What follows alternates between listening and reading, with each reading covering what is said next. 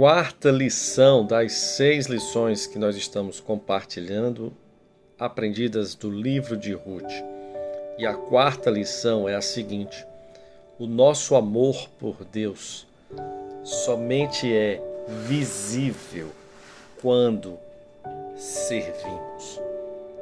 O amor que nós temos no nosso coração por Deus, ele está aqui dentro de nós, dentro de cada um de nós que amamos ao Senhor, mas ele se materializa, ele se torna visível aos outros quando nós servimos.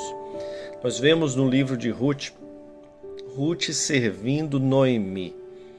Ruth entrega a sua vida ao Deus de Noemi e a partir dali ela começa a demonstrar o caráter desse Deus na sua própria vida. O nosso Deus é um Deus que serve, é um Deus que criou esse planeta para nós. Deus trabalhou criando esse planeta. O relato de Gênesis já começa Deus servindo a humanidade. Nós vemos no livro de Ruth que ela vai para o campo, ela decide ficar com a sogra, mesmo ela estando numa situação difícil. Não a sogra, mas ela também, ela viúva. Noemi deu motivos e Ruth tinha os seus próprios motivos para não ficar com Noemi. Mas ela fica ali fielmente, vai ao campo colher espigas de cevada para ajudar no sustento da casa. Ela se submete às regras que são impostas ali naquela cultura.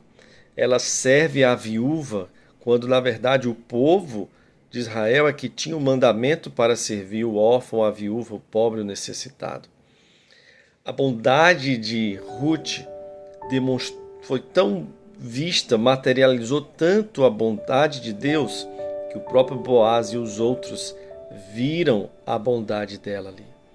O risco que ela correu de sofrer abusos, porque Boaz no livro diz: olha, eu falei para os rapazes não mexerem com você, significando que ali existiam sim casos de pessoas que se aproveitavam de vulneráveis e abusavam dessas pessoas. Veja só quanta coisa Ruth passou, mas Ruth apenas demonstrou o caráter de Deus. Sabe, irmãos, nós vamos servir, vamos demonstrar o amor de Deus. Ele vai se materializar na frente das pessoas quando a gente servir.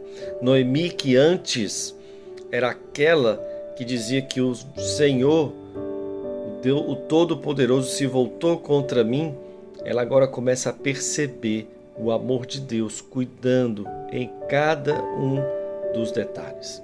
Jesus diz que aquele que quer ser o maior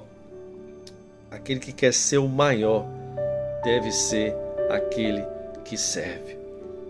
A Bíblia diz também em Mateus 5,16 que a nossa luz deve brilhar diante dos homens, para que quando eles vejam as nossas boas obras, glorifiquem a Deus, ao Deus Pai que está nos céus.